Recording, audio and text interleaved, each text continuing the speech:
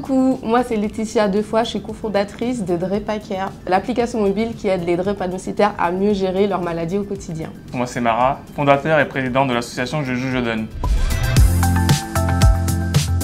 Laetitia. Ok, donc la drépanocytose c'est la première maladie génétique en France, mais elle est vraiment méconnue. Et en fait ça touche les globules rouges.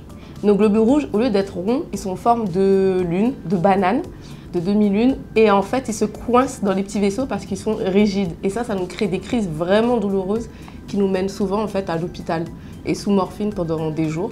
Et nos globules rouges ils vivent genre 20 jours environ au lieu de 120 jours pour un globule rouge normal.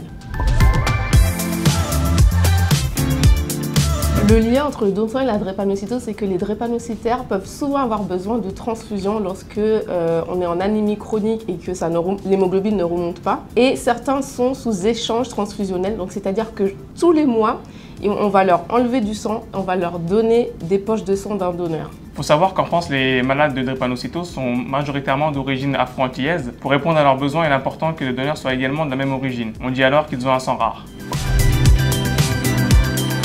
En France, on peut aider les malades atteints de drépanocytose en effectuant un don de sang. Ça prend grosso modo 1 heure pour un prélèvement sanguin de 8 à 10 minutes. Ça nous permet de sauver 3 vies grâce au plasma, aux plaquettes et aux globules rouges présents dans le sang. Je vous invite donc tous à aller faire un don de sang. C'est hyper simple. Vous avez soit accès au site internet de l'EFS, soit à l'application.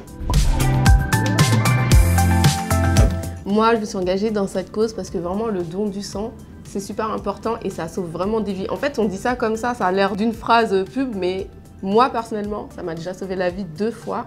J'ai des personnes à qui ça a vraiment sauvé la vie et changé la vie. Je sais que le don du sang sauve vraiment les vies, surtout au niveau de la drépanocytose. Je suis drépanocytaire, j'ai déjà eu besoin de sang et beaucoup en ont besoin. Pour ma part, moi, j'avais déjà conscience de l'importance du don de sang, mais pour la petite histoire, la motivation m'est arrivée quand j'étais en formation pour être éducateur sportif. On a eu accès à l'intervention d'un pompier qui pose la question durant son cours. Combien parmi vous font des dons de sang?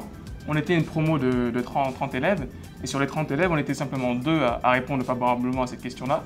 Et donc c'est ça qui m'a motivé à m'engager, à faire connaître la cause du don de sang.